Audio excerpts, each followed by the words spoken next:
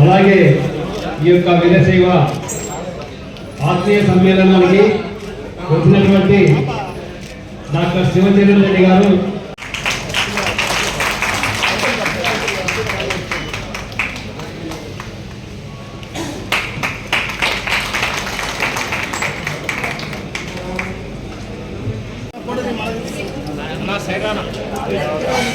అలాగే ఈ యొక్క వీరశైవ ఆత్మీయ సమ్మేళనానికి వచ్చినటువంటి డాక్టర్ శివచరణ్ రెడ్డి గారు కార్యక్రమం ముగుస్తుంది. దయచేసి అందరూ కూడా సహకరించాలి. ఇంకా చాలా మంది మాట్లాడేది ఉంది కానీ కాకపోతే సమయాభావం వల్ల మాట్లాడలేకపోతున్నాం. దయచేసి ఎవరు కూడా ఏమనుకోవద్దండి. ఇప్పుడు పెద్దలు నంద్యాల అసెంబ్లీ అభ్యర్థి ఎందుకంటే వాళ్ళు నమ్మకస్తులు. విజయసాగర్ అంటేనే నమ్మకం. ఈ ప్రభుత్వం గుర్తుంచుకోండి. అలాగే ఫరూక్ మా నాన్నగారికి చాలా సంబంధాలు ఉన్నాయి. ఆయనతో కలిసి చదువుకున్నారు, ఆయన దగ్గర పనిచేశారు. దాదాపు నాకు ఊహ వచ్చిన తర్వాత నుంచి 30 ఎందుకంటే వాళ్ళు నమ్మకస్తులు. విజయసాగర్ అంటేనే నమ్మకం.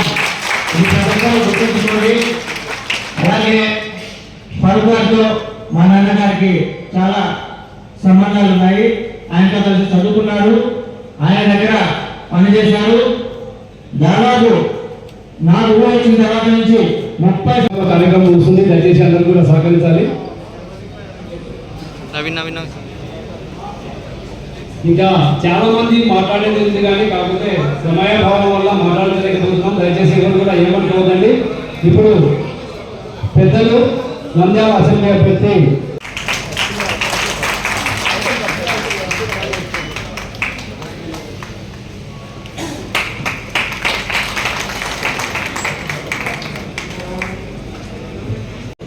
ఇక్కడ వచ్చేసిన లింగాయత్స్ అందరికీ పేరు పేరున నమస్కారం.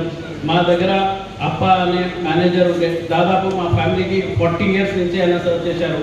ప్రతిరోజు ఈరోజు కూడా మొన్న మా నాన్నగారు యాక్సిడెంట్ అయితే కూడా ఆయన ఆరోగ్యం బాగాలేస్తే కూడా ఆయన ఫోన్ చేసి నాకు అడిగినాడు, ఏందమ్మా ఎట్లా ఉంది మీ నాన్న ఆరోగ్యం అని. అంత అనుబంధం ఉంది. ఎందుకంటే మా ఇంటి పక్కన ఎక్కువ మంది లింగాయత్సే ఉంటారు. ఈ రోజు కూడా పొద్దున్న లేస్తేనే ప్రతిరోజు అంటే మాకు ఏ హిందూ ముస్లిం ఏమి ఇది కమ్యూనికే ఏం లేకుండా అందరూ బాగుంటారు. నంద్యాలలో ఫారూక్ గారు ఎట్లా అంటే ఏ రోజు కూడా ఒక్కడికి ఇబ్బంది పెట్టలేదు, ఒక్కడి ప్రాపర్టీ గుంజలేదు, ఒక్కడి మీద అక్రమ కేసు వేయలేదు. మీరు చూస్తున్నారు దాదాపు 5 years ముందు ఈ శిల్ప వాళ్ళు అంటే నేను మా లోకల్ గురించి చెప్పుకుంటాను. అంటే మనకు వేరే పార్లమెంట్ తర్వాత వచ్చి ఫస్ట్ మా లోకల్ సమస్య గురించి చెప్తాను. 5 years అయిపోయింది. ఈ శిల్పా మోహన్ రెడ్డి, శిల్పా రవిచందర్ రెడ్డి నంద్యాలకి చేసింది ఏం లేదు. ఈ రోజు శిల్పా ఫ్యామిలీకి నంద్యాల వాళ్ళు ఎందుకు గుర్తుకొస్తున్నారు అంటే 5 years ఏం డెవలప్మెంట్ అనేది ఏం చేయలేదు. కానీ ఈసారి కరెక్ట్ 5 years ముందు సేమ్ మాటలు అన్నారు. ఈ రోజు మనం మీటింగ్ చేశామా, రేపు ఖచ్చితంగా వాళ్ళు మీటింగ్ చేస్తారు. ఖచ్చితంగా ఒకటే మాట అంటారు, మేము ఉన్నాము, మేము చేస్తామని. 5 సంవత్సరాలు ఎక్కడ కనిపించలేదు. తండ్రి హైదరాబాద్లో ఉంటాడు, కొడుకు ఫారిన్లో ఉంటాడు, మేడం మున్సిపాలిటీలో ఉంటారు. మొత్తం మేడంది ఆర్గనైజేషన్. అక్కడ ఏ ఒక్క చిన్న నంద్యాలలో ఒక్క పని జరిగినా మేడం తప్ప ఎవరు చెక్ చేయలేరు పని. నేను నేరుగా వీళ్ళ విషయం ఇన్సిడెంట్గా రాలేదు, వేరే కార్యక్రమం ఉండడం వల్ల నాకు మరి ఈరోజు ఇందాపట్నం నుంచి ప్రత్యేక చెప్పాల్సి మీకు అందరికీ బాగా తెలుసు. ఇందాపట్నం గురించి వీరసేవల గురించి మాకు చాలా పెద్ద నాటకం ఇచ్చి చదివే కానీ దూరం పోలే నేను భక్తుల గురించి బాగా నేను మా అప్ప మరీ ఉన్నాడు కదా, అప్పటి నుంచి తెలుసు. వీరభద్రతో నాకు రాలేదు. 50 ఏళ్ళు అంటే 55 నుంచి బాగా 60 నుంచి 18 అన్న 1967 అంటే దాదాపు 50 ఏళ్ళు అయింది. అప్పుడు బాగా దళితం ఆయన ఏపీసీలో పనిచేసినప్పటి నుంచి మంచి మిత్రుడు. మేమంతా మా కాలక్షేపంతో సినిమా థియేటర్లే ఆ రకంగా మంచి మిత్రుడు. మా అప్పగారు ఉండేవారు మా క్లాస్మేట్ మిత్రులు తండ్రి. ఆయన కూడా నాకు మంచి మిత్రుడు కాకుండా ఆయన కూడా ఉన్నాడు. ఇప్పుడు అనారోగ్య పాపము ఇబ్బంది దేవుడి ప్రార్థన చేస్తున్నాం, మన ఆరోగ్యం బాగుండాలి చెప్పి. మీరు ఇంప్లిమెంట్ మాట్లాడారు, మీరు ఏం సమస్యలు చెప్పారు రాలేదు, కానీ మేము స్థానికంగా పెద్దల ప్రకారం మా ఇంట్లో ఉన్నారు.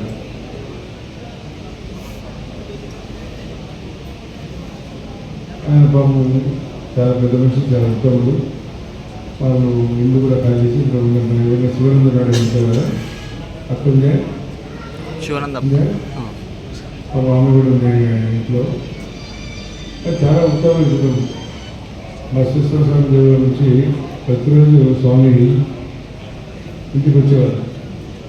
అప్పగారి ఇంటికి వచ్చి ఫస్ట్ వాళ్ళకి అన్నం పెట్టిన తర్వాత శంకరపురం వచ్చేసేవారు. ఆయన బసవేశ్వర స్వామి దేవుల్లో కూర్చొని ఏదైనా సమస్య వస్తే సమస్యల గురించి గమనించి ఈ సమస్యలు తీర్చేవారు. చాలా పెద్ద విషయం. మరి ఈ రకంగా మా సందులంతా మా ఇంటి పక్కంతా 5-6 కుటుంబాలు ఉన్నాయి, ఇప్పటికి ఉన్నాయి.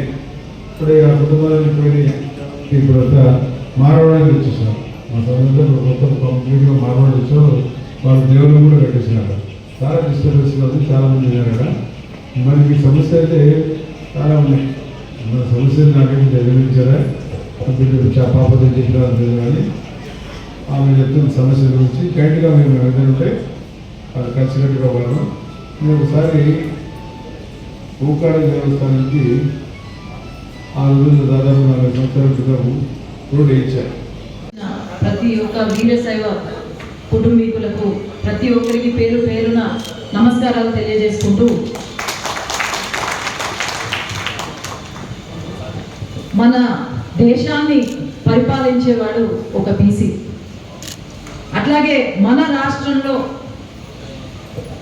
పెద్దపీట బీసీలకు వేసిన వారు నారా చంద్రబాబు నాయుడు గారు. అది తెలుగుదేశం పార్టీ హయాంలోనే.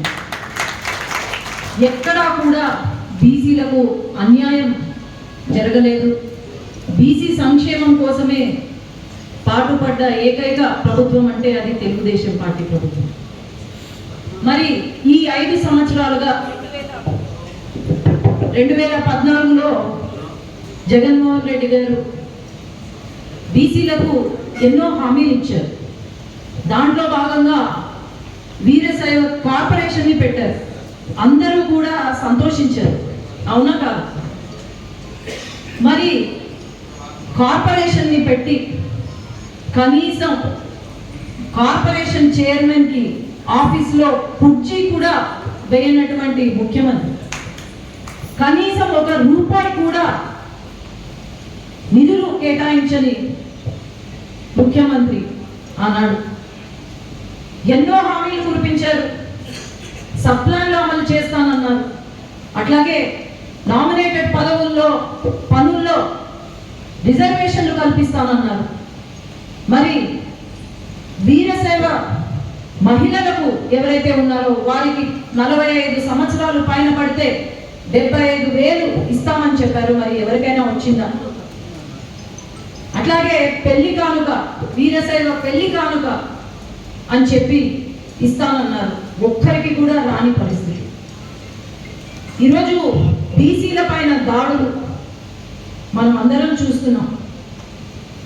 మరి మళ్ళీ కూడా ఇటువంటి వాళ్ళకు ఓటు వేసి, ఎందుకంటే ఈ 5 సంవత్సరాల్లో నేను భారతీయ జనతా పార్టీలో యూత్ వింగ్కి స్టేట్ జనరల్ సెక్రటరీగా చేశాను.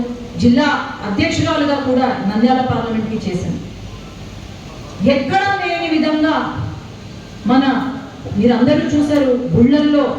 గుళ్ళ పైన దాడులు చూశాను.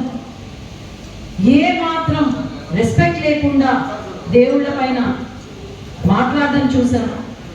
అట్లాగే మన శ్రీశైలం శైవక్షేత్రమైన శ్రీశైలంలో నేను ప్రతిసారి పోరాడాను. మరి మీడియా నా చేతుల్లో లేదు కాబట్టి మీకు తెలిసి ఉండకపోవచ్చు, కానీ శ్రీశైలంలో జరిగిన ప్రతి ఒక్క అన్యాయాన్ని నేను ఎదుర్కొన్నాను. ఇలా మనము చూస్తూనే ఉన్నాం. మరి పార్లమెంట్లో మన ధర్మం కోసం పోరాడే వాళ్ళు ఒకరు కావాలా వద్దా? మనకు ఏమన్నా సమస్యలు వస్తే దాని గురించి ప్రశ్నించడమే కాదు, ఆ సమస్యకు పరిష్కారం తీసుకొచ్చేలాగా చెయ్యాలా వద్దా? మరి 5 సంవత్సరాలు ఎంపీ గారు పెద్ద ఆయన, నేను ఎక్కడ ఆయన గురించి నెగిటివ్గా చెప్పను, కానీ ప్రజలతో ఉంటూ మన గుళ్ళ పైన దాడులు చేస్తుంటే నోరు విప్పని ఎంపీ గారు మళ్ళీ మనకు అవసరం. మరి మీరు అడిగారు, ఈరోజు పెద్దవాళ్ళు వచ్చారు, మార్నింగ్ వచ్చి ప్రతి శైవ క్షేత్రంలో మాకు ఒక భూమి, ఎంతో కొంత భూమి కేటాయిస్తే మేము అక్కడ అన్నదాన సత్రం పెట్టుకుంటాము అని అన్నారు. అట్లాగే ఓబీసీలో మన వీరశైవులను చేర్చాలని, అట్లాగే శ్రీశైలం చైర్మన్గా వీరశైవుల నుంచి ఉండాలని, వీరశైవ కుటుంబీకులు ఉండాలని, ప్రతి శైవ క్షేత్రంలో బోర్డు మెంబర్లుగా వీరశైవ కుటుంబం నుంచి ఉండాలని చెప్పి ఖచ్చితంగా మేము చంద్రబాబు నాయుడు గారు అధికారంలోకి వస్తాము, ఖచ్చితంగా ఇది జరిగేలాగా చేస్తాం. మనం అందరం గమనించాలి, వీరశైవ కార్పొరేషన్ అని చెప్పి దాంట్లో వీరశైవులు లేకుండా రెడ్లను చేర్చారు. నేను రెడ్డినే, కానీ అయినా అది తప్పు అని చెప్తున్నాను నేను. ఎందుకంటే మీరు గమనిస్తే చంద్రబాబు నాయుడు గారు వీరశైవులకు ఎంత ప్రాధాన్యత ఇచ్చారంటే ఆలూరు టికెట్ వీరశైవులకు ఇచ్చారు. కాబట్టి అందరూ కూడా ఒకటే గమనించాలి, 7 నియోజకవర్గం ఫారూక్ గారు ఉన్నారు. ఆయన ఎప్పుడు ఎల్లవేళలా ప్రజాసేవ చేస్తూ ఎప్పుడు కూడా ఒక బ్లాక్ మార్క్ లేని వ్యక్తి. ఈనాడు యాక్సిడెంట్ అయింది, వారం రోజుల పైన అయింది, యాక్సిడెంట్ అయింది, వారం రోజులు అయింది అంటే జగన్మోహన్ రెడ్డి గారి యాక్సిడెంట్ కన్నా అయింది. అయినా ఆయన 2 రోజుల్లో ఫ్రాక్చర్స్, నేను డాక్టర్ని, ఫ్రాక్చర్స్ అయినాయి, తలకు ఫ్రాక్చర్ ఇరిగింది. అయినా కూడా ఆయన మార్నింగ్ పొద్దున 6 గంటల నుంచి ఇప్పుడు కూడా ఇలానే కూర్చున్నారంటే ఎంత మంచి వ్యక్తి అనేది మీరు ఆలోచన చేయండి. తండ్రితో సమానమైన ఫారూక్ గారిని ఖచ్చితంగా మీరు అందరూ గెలిపించవలసింది.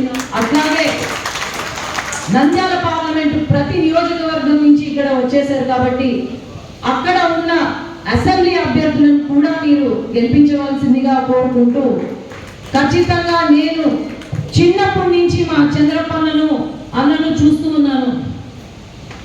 మీ అమ్మ చెప్పేవాళ్ళు, అమ్మ దైవంతో సమానం వీళ్ళు అనేవాళ్ళు. నేను చంద్రప్పన్నను అడిగాను చిన్నప్పుడు ఎప్పుడో, ఏంటి మీ సాంప్రదాయాలు, ఏంటి మీ ఆచారాలు అంటే, మేము అసలు మాంసం తినమమ్మా అనేటప్పటికీ మరుసటి రోజు నేను మానేశాను.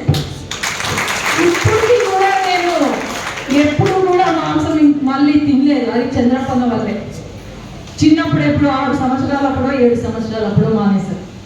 కాబట్టి మీరందరూ కూడా నా కుటుంబ సభ్యులుగా నేను ఎప్పుడూ భావిస్తాను. అట్లాగే మరి